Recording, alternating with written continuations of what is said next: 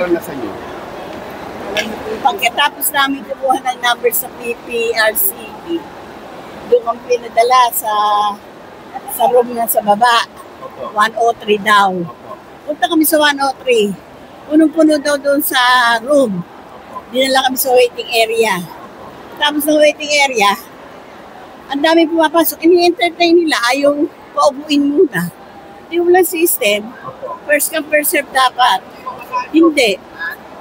Tapos nung makita yung number ko, 104, doon pala kayo sa 104. Yung nga, ito, 104. Hindi nakapunto kami sa 104. Nasaan ang pinagalit? Anong oras po kayo dumating, mami? Naka quarter to 5. Quarter to 5. Andito na Anong kami. oras po kayo nakatapos? Ngayon lang.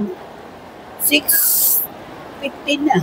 Meaning, nung nandun na kayo sa loob mismo ng polling place, ilang minuto po inabot lahat ng inyong pagboto, yung proseso po?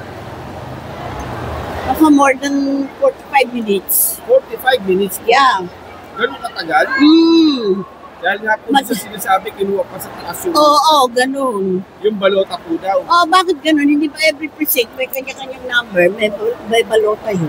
Opo. Daling araw pa yun, kinuha sa munisipyo yun. Opo. Dahil ako yung umupuri ng ano. Pagkatapos, dinala kami doon. Dinala doon. Ano pangalan nila, mami? Lolita, Nidwasa. Teacher ako dito dati. Opo.